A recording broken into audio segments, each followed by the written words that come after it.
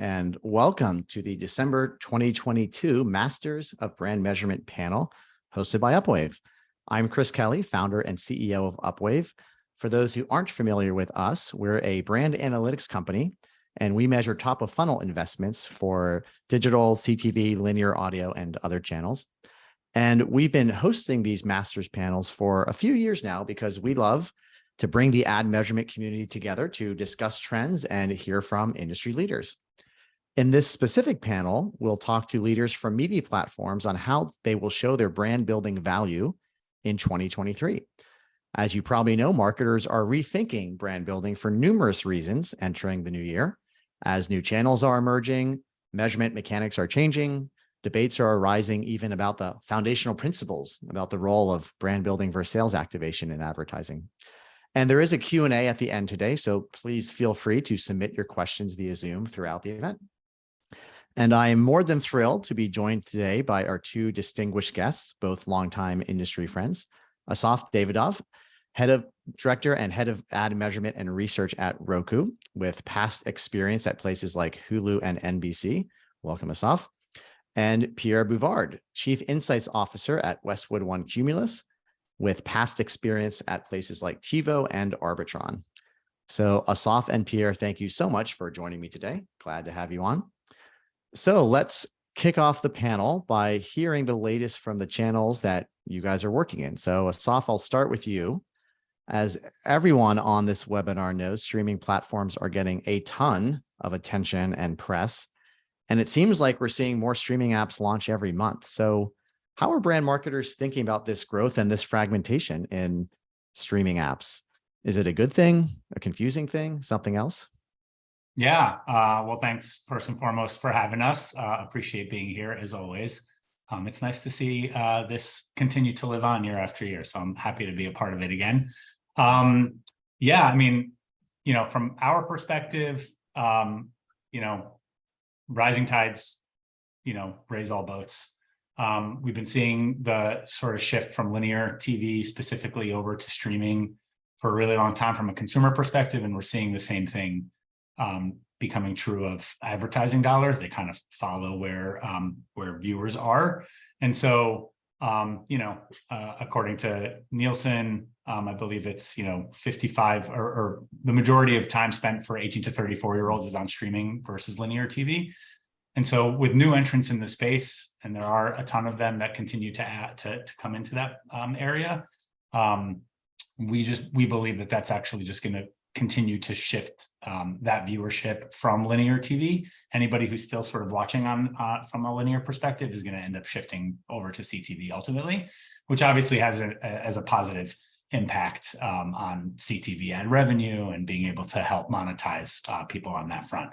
Yes, of course, it's going to become a lot more competitive within the CTV space, but we feel like even that migration from linear hasn't been fully realized, and so we're always excited to see more people move into the space. And for Roku specifically, as a platform that has all of those apps on our platform, it's a great entry point, like front door, for more viewership on Roku platforms, even if it's to other apps, that then gets people into our ecosystem and gets us to be able to monetize them a little bit better. So we're really excited about it.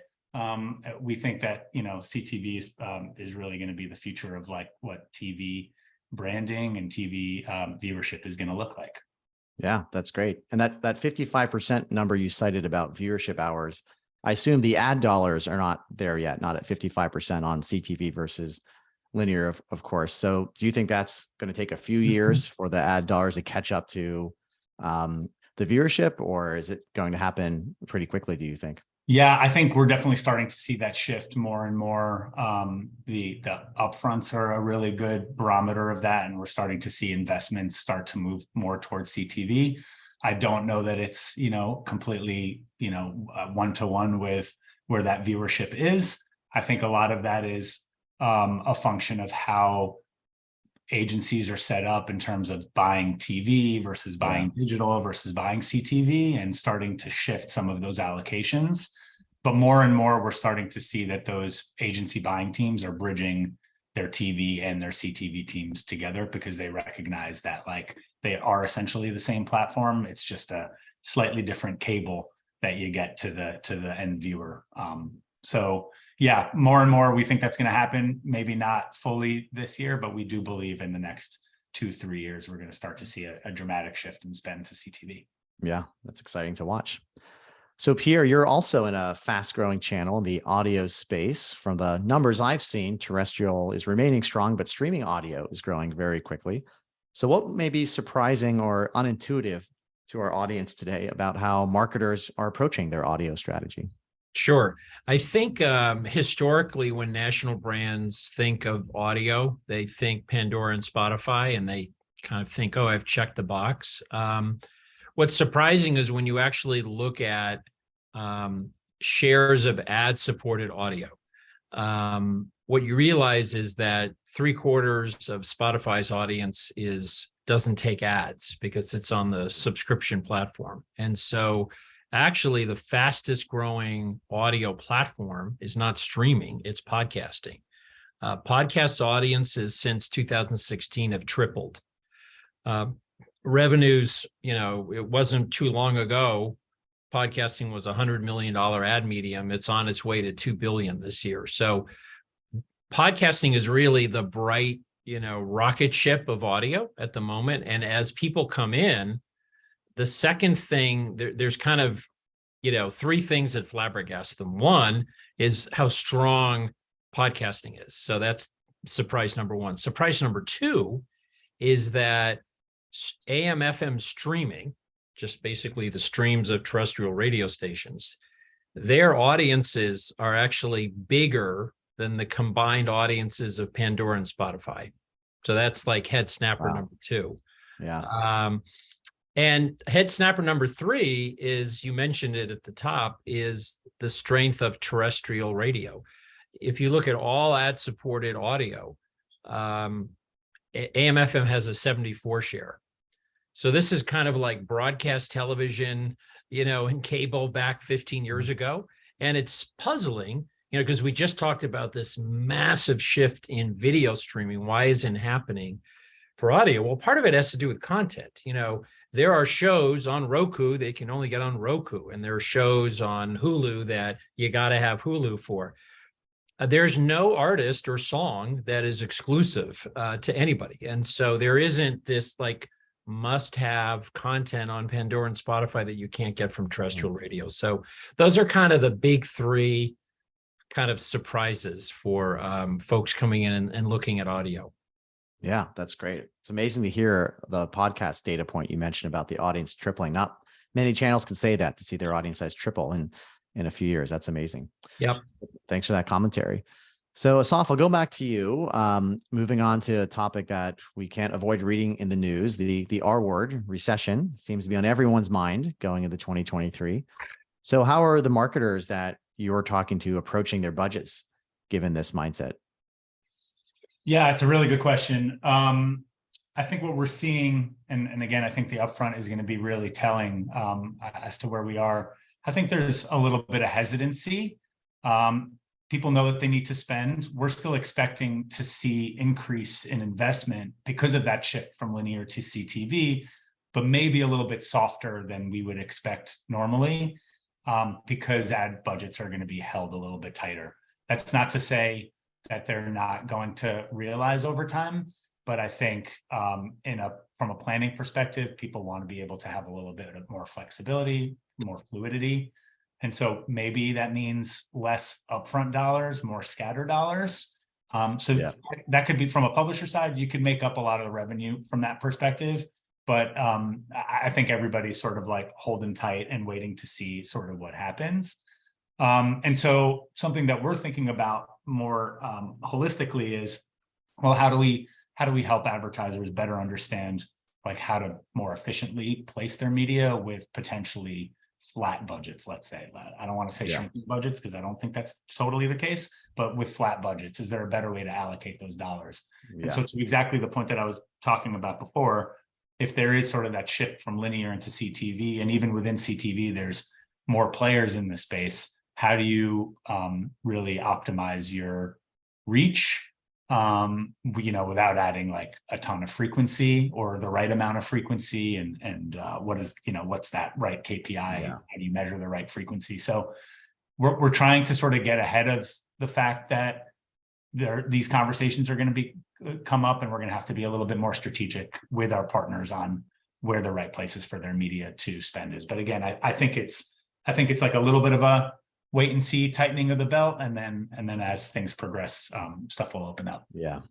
Yeah, it makes sense. The themes you mentioned, efficiency and flexibility. And I know certainly the efficiency piece ties to a need for measurement that I know both of you get asked about, and we'll touch on that later in today's panel, some trends in what marketers are asking for from a measurement standpoint. So Pierre, I'd love to hear your take on the macroeconomic topic. Sure. So I know you and I have talked about this before. The conventional wisdom of CFOs seems to be to make their CMOs cut brand budgets in a recession, despite all the evidence that recessions actually offer great opportunity to build brands. And if you cut brand spend in a downturn, it can actually hurt you for years. So do you expect we will see big brands make the same mistake in 2023 of not understanding how brand building in a recession works? Yeah, IAB was out with a study in November, was conducted in November, of national brands and marketers. And 63% said that they are more frequently assessing their media budgets. So they're being asked to look at it more often. And when IAB asked, like, well, how often does that mean? The response was monthly. So I think what Asaf was pointing to is that, people really don't know what's around the corner. So there's this constant reassessment of budgets, wanting flexibility. But the data, we have been through, since the modern era of measuring advertising effectiveness, we've been through 5 or 6 recessions. And the data is very clear that if you look at your share of market, the revenue for your business as a retailer or advertiser, and then you look at the relationship to your share of voice.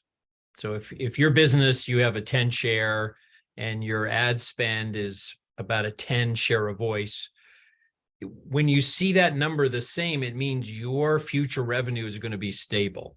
If you start underspending your market share, so your business has a 10 share of revenue, but your share of voice is 8%, that is a predictor that your business is going to go down. And the flip of that, of course, is that if you can have a share of voice that exceeds your share of market, you will actually grow. And what's interesting in dynamic times like this, if you see competitors pulling back, it is actually less expensive to get a stronger share of voice. And this is a very opportunistic time. I'm reminded of Hyundai, who in 2008 watched GM pull out of the Super Bowl and pull out of here and pull out of there. And they were a third tier automaker, and they pounced in and they jumped into the Super Bowl and they leaned into TV, and they were able to accomplish 15 years of growth in about 3 years. And now they are clearly a major, player. So marketers should be constantly assessing what's my share of voice versus my market share. Look at that very often, because you can be very opportunistic if competitors pull back and you can lean in. And you necessarily don't need to be spending more, because your share of voice is really a calculation of my spend over category spend. So if category spend's going down, you can actually have a stronger share of voice, maintaining or even coming down a bit. So time, it's a good time to keep an eye on that and be very opportunistic. That's great to hear, and reminds me of a line I noted that you wrote in a recent byline that you penned, a line that stuck with me. You wrote, "Creating future demand is like planting apple trees. Be known before you're needed." And putting that together with your last set of comments, sounds like if your competitors are pulling back on their apple tree planting, this is the time to plant more apple trees. Is that a fair takeaway? Absolutely. So James Herman did a a great white paper, which I happen to have here for work, and you can download it for free. It's called, I went into it's called Rethinking Brand for the Rise of Digital Commerce.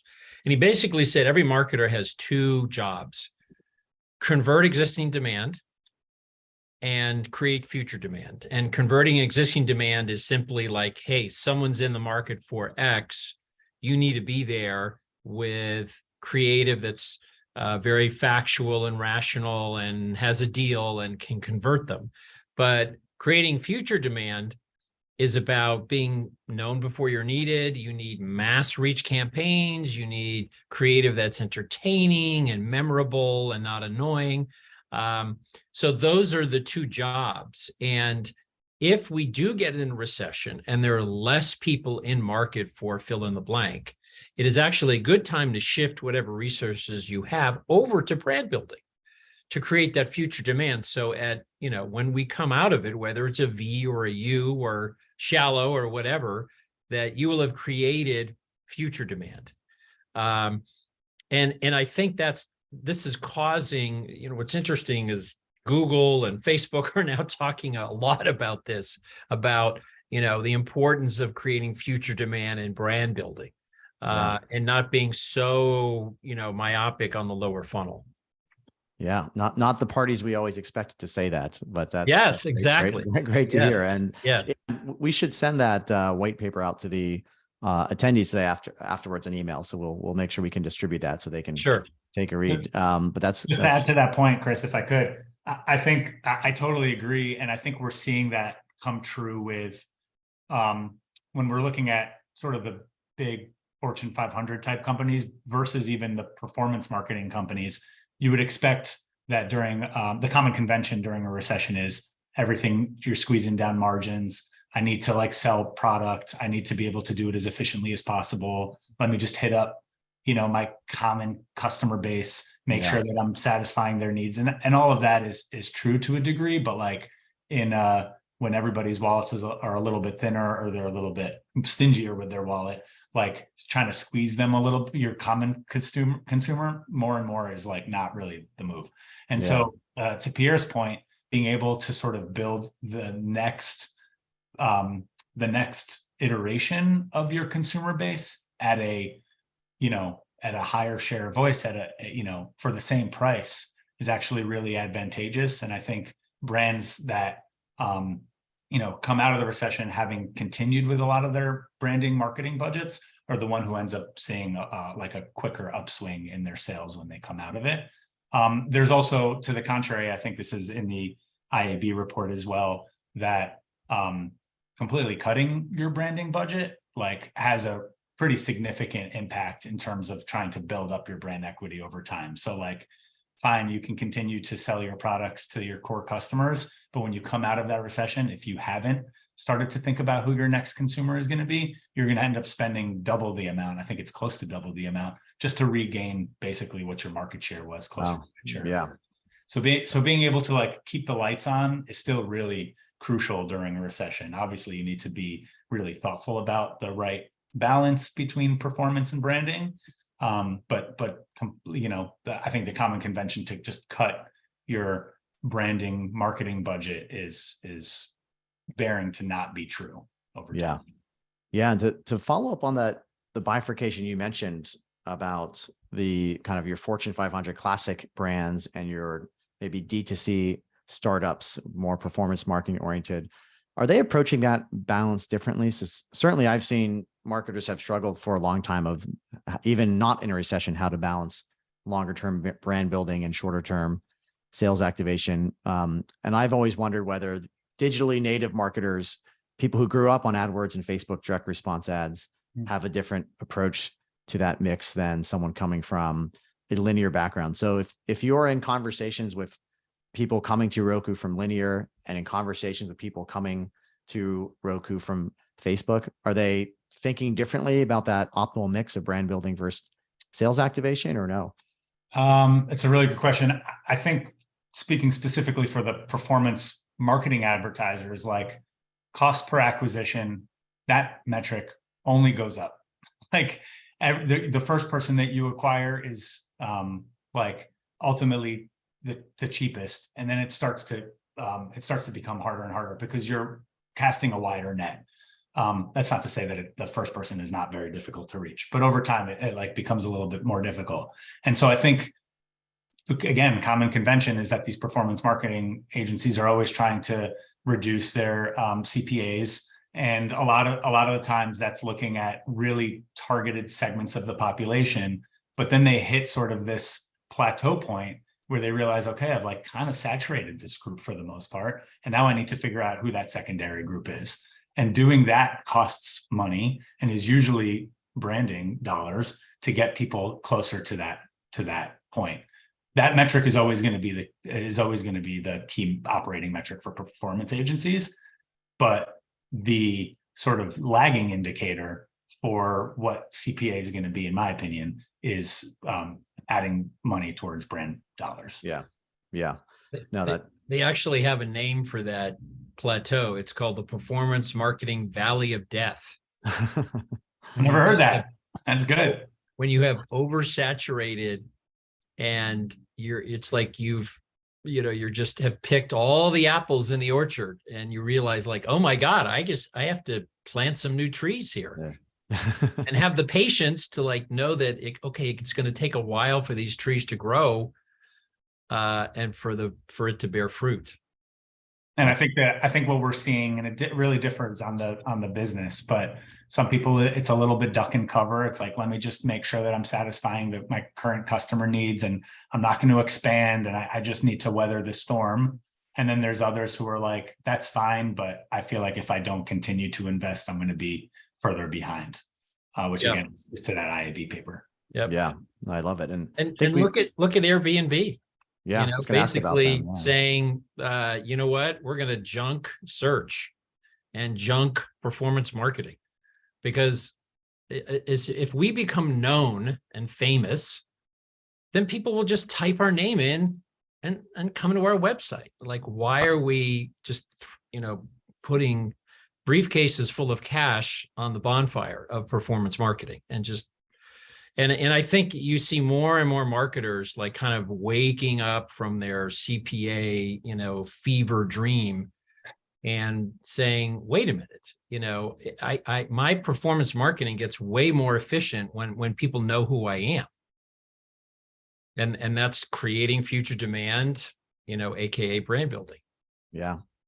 I love your point, Pierre. I do agree that the best test of unaided awareness is direct nav traffic. People directly navigating to your website by typing your domain into a browser or going straight to your app. That's a great test of what we would call unaided awareness in the brand world. Yes. So I was going to ask you, Pierre, about Airbnb. Do you expect to see more Airbnbs hit this valley of death and have a change of heart? And do you think it's driven by category? Like, is this something specific to travels? So we should expect other travel changes of heart? I mean, this is like marketing 101,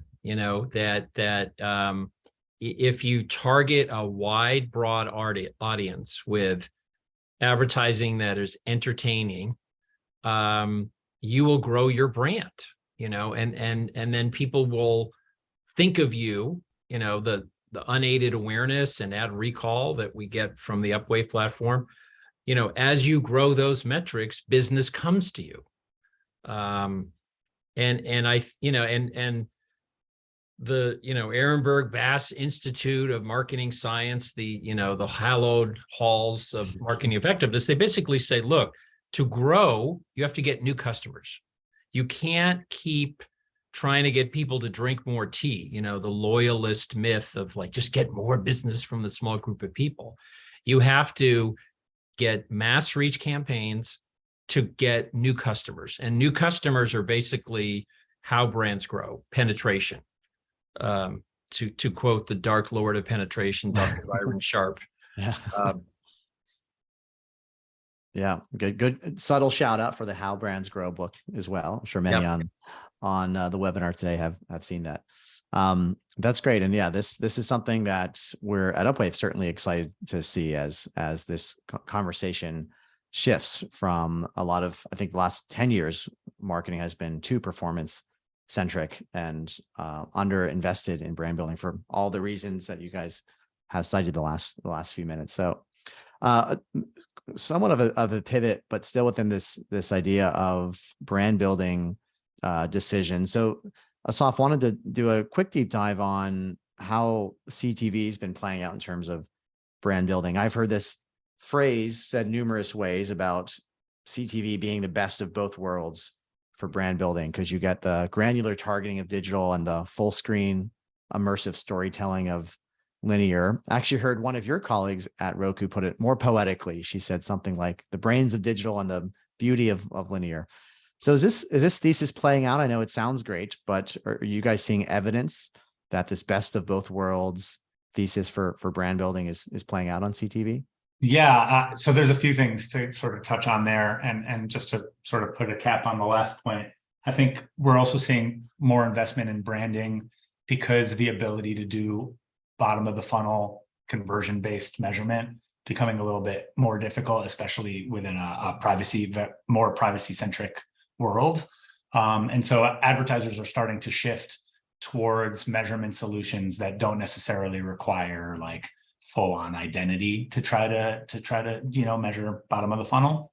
That's not to say that there aren't ways to do that in a privacy compliant way, but again, shift towards MMM and branding, I think we're seeing more and more.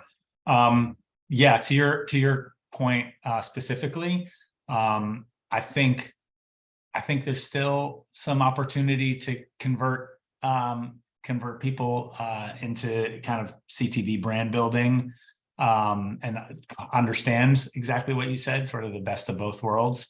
I think the reason that the brand building is really useful is because of the digital DNA that is true of anything, digital radio, digital streaming, social media, just being able to like properly find your audiences in a more efficient manner than I think linear TV can. And as a function of that, you're not only getting like a better reach, more, accurate reach, but you're able to build brands exactly to what we were talking about before. Somebody who is like your core customer versus your lagging customer versus your like down the road customer, and really being able to segment that, I think, is becoming increasingly important. So the ability to offer both, hey, I can tell you how many click-throughs, I can tell you how many, widgets you bought, but I can also tell you, like how much you're moving the needle, and the correlation of those things is becoming increasingly interesting to advertisers in the CTV space. Yeah, that's great for us measurement wonks. Sorry, go ahead, Pierre. Yeah, I mean, one thing that Upwave is, I think, uniquely positioned to help the industry is that historically, we knew, that if you reach a lot of people frequently, you can grow awareness and interest and consideration and purchase intention. But we didn't really know like how often people were reached. We knew it on a very average basis. But, if you open up the Upwave dashboard, you can see like, oh, here are the people that were reached 3 times, 4 times, 5 times. And like, we've never had the ability as an industry to say, okay, let's take all these campaigns, and if I want to grow, unaided awareness, do I have to hit people 10 times, 15 times? Like, we now have the ability with connected TV and your platform to really know like how frequently and how many people do I need and over what period of time to really move the needle on brand equity. And that's something that is putting some science behind brand building. And that also is going to, I think, help us understand the effectiveness of our creative. Because just because you hit people a certain number of times, some ads are engaging and entertaining, others are, too rational, too salesy, too irritating. And I think this is going to give us more insight into the power of creative, because we'll realize like, okay, here's, a whole bunch of campaigns, everyone was reached the same. These ones seem to have done better at growing brand equity. Well, let's look at the creative. Like, was it more engaging? Did it have like people like with charming stories? Like, what is it that, is moving the needle on brand building? And, you have the keys to the kingdom. You have all of these campaigns and all the lifts, and also the frequency, how frequently folks were exposed. that could be, a real useful tool for marketers. Yeah, no, I think it's fascinating how we're really just now tapping into deeply understanding the link of reach and outcomes at a campaign level and across a portfolio of campaigns. And I agree with you. I think there's been probably an underinvestment in people understanding the creative impact. We certainly have media agencies for years have been having these conversations around the impact of the media and the targeting on brand building, but less so about the creative. And I know you've talked about, Pierre, it's a mix of all these things, right? It's creative's I think the biggest piece, you from some work you cited to me before, actually more so than the media or the targeting or the underlying brand or the competition. So I think, we are at an era where we're going to see more science brought to the art of creative, Yes. which is words our customers use a lot.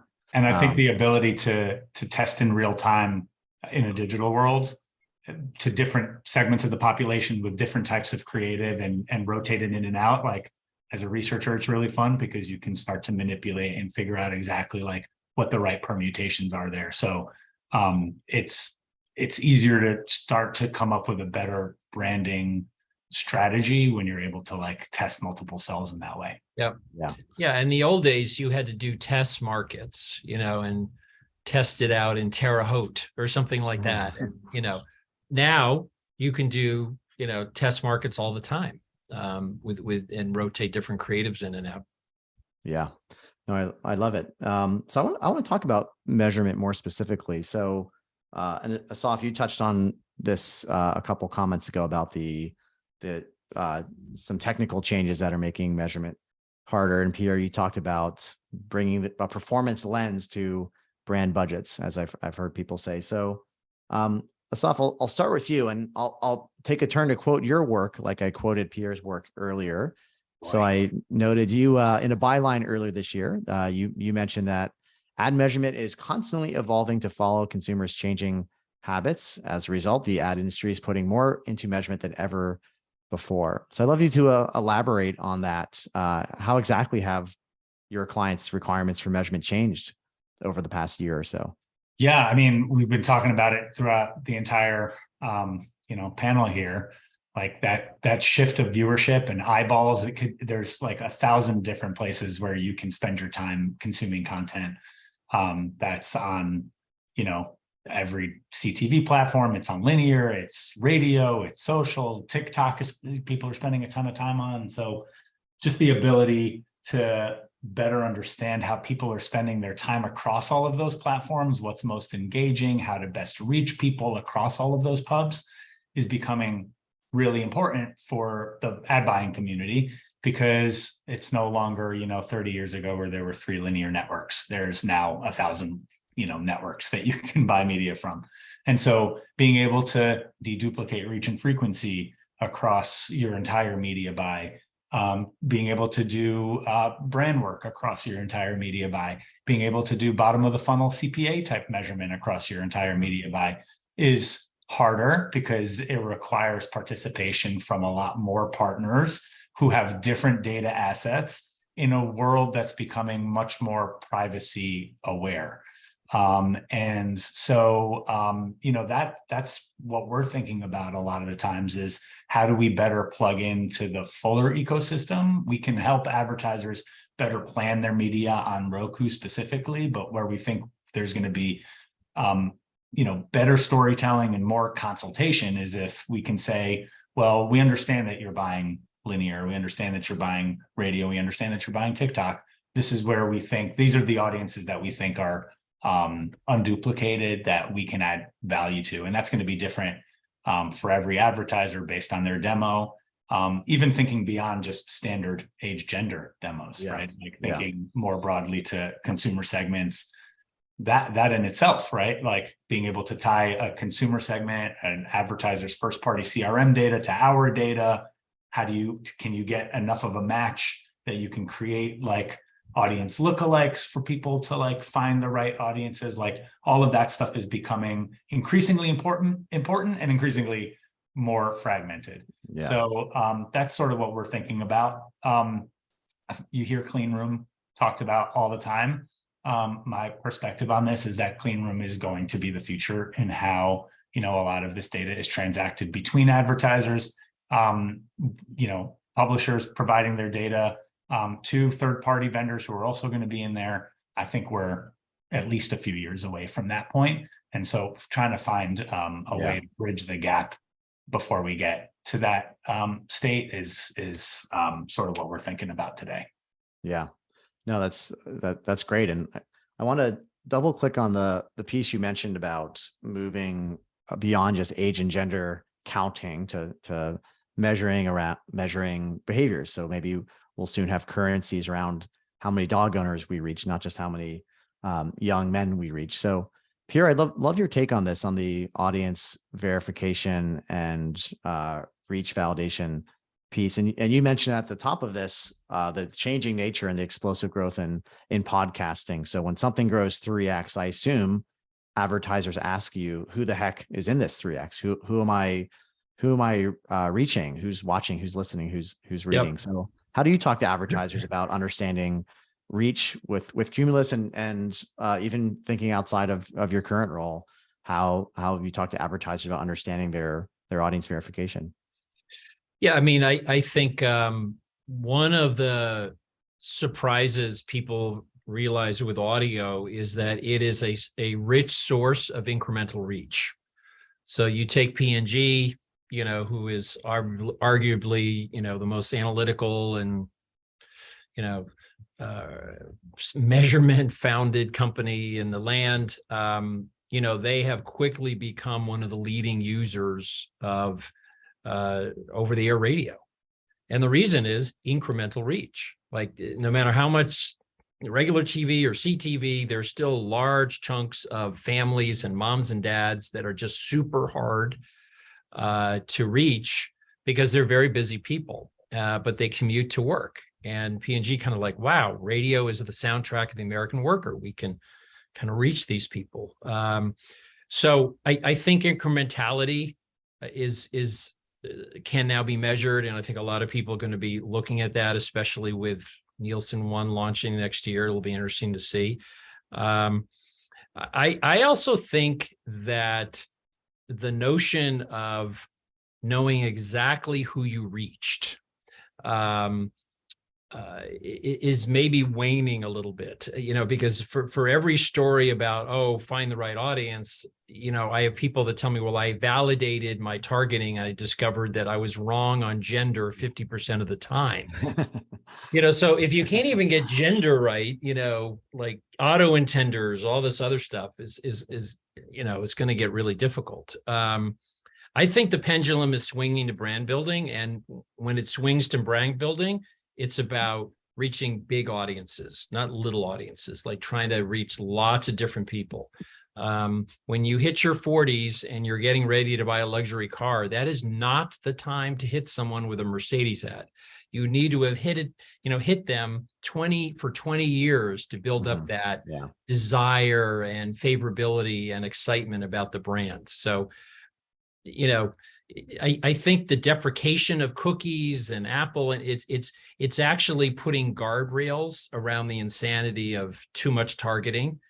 And it's like pushing us back to the fundamentals of marketing, which is hit lots of people. There's no such thing as waste because you're creating awareness and interest, and that will help build brands. Yeah. Actually, you touched on something that came in through the Q&A, and I'll remind the audience to please submit your Q&A. I only had one more topic I wanted to hit, so we can start sliding into the Q&A. But I guess you touched on this, Pierre. Someone asked, how do you reconcile ad tech headwinds such as cookie and MAID deprecation on the ability to conduct adequate brand measurement and adequate brand testing?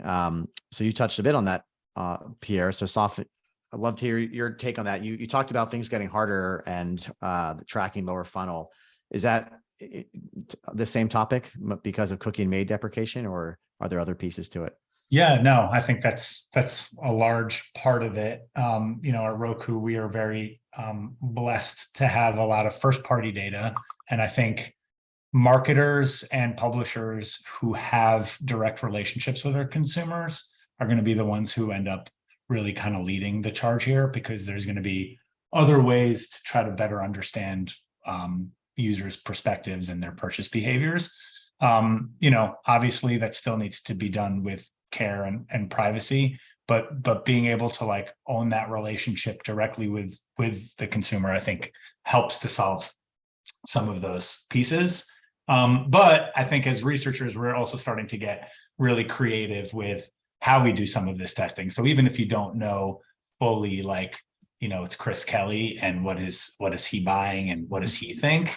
Like, what do people who look like Chris Kelly, how do they operate in larger swaths? And then you can, again, like we talked about before, do a lot of different A/B testing, a bunch of different segments of the population to better hone in on who it is as your core customer and who is sort of the larger, the sort of expanding that circle. I agree with Pierre, like going just to your bullseye group is not sustainable.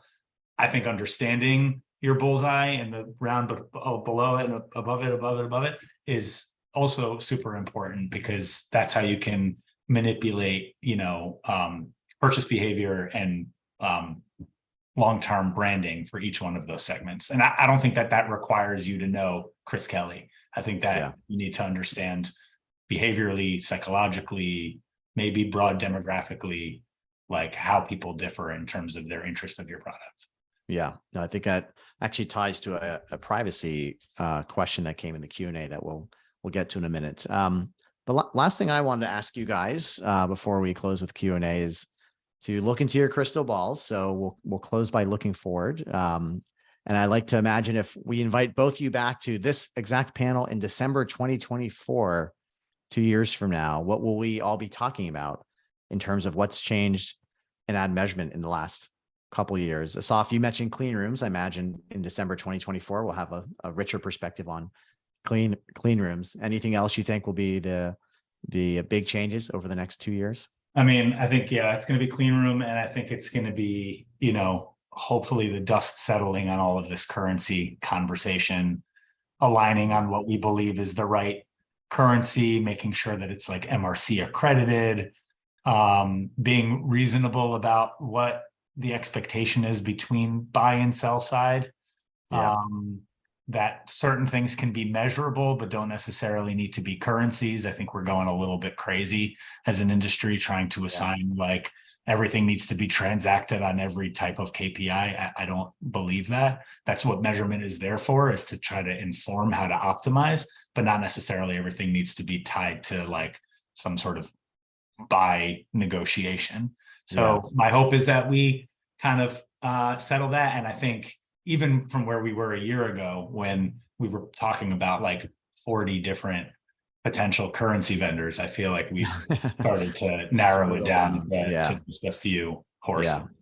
Yeah, that's great. Pierre, what do you think we'll be looking back on in 2 years? I think we're that Airbnb will be the canary in the coal mine, and there'll be more and more and more marketers that wake up from their performance fever-induced dream and realize that brand building is how brands are built.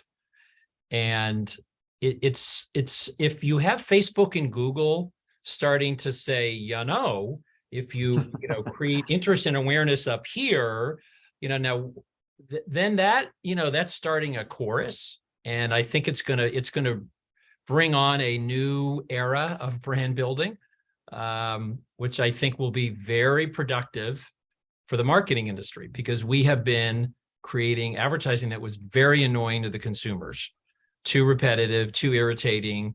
Good advertising is about entertaining and salesmanship, not just salesmanship. So I think our creative is going to get more entertaining, because when you do brand building, you're not trying to make a sale. You're just trying to create a memory.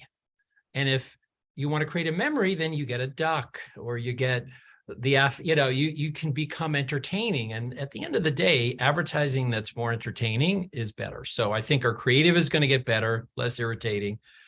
We're going to be focused more on reach, less on, too tight targeting.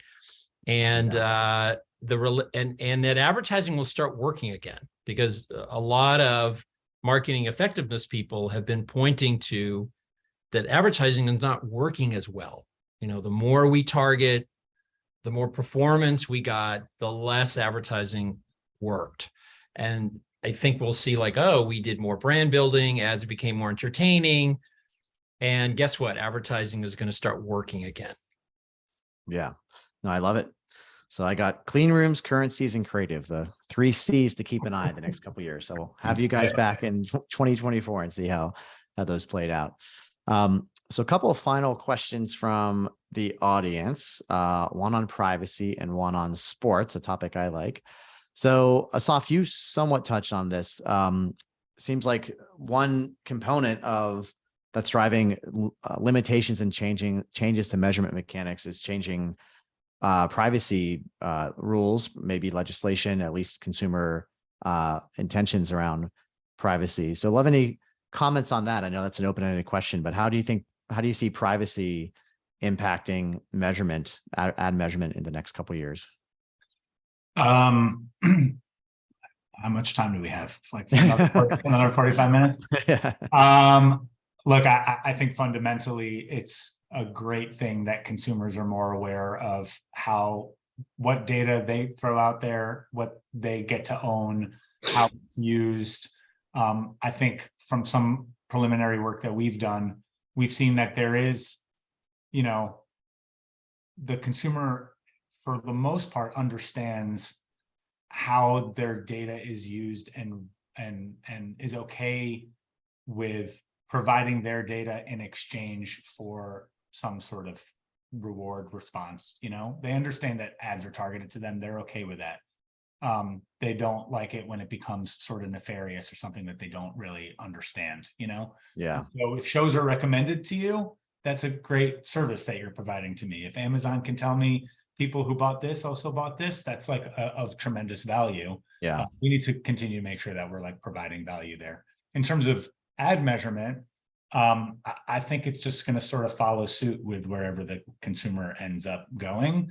Again, I think being able to like own that relationship with your consumer and be able to have that narrative kind of back and forth conversation with how your data is being used, being able to opt in and opt out is sort of going to become the future of how this is done. And I think it's going to make, in the short term, I think it's going to make measurement a little bit more challenging because we can't necessarily use every identifier out there.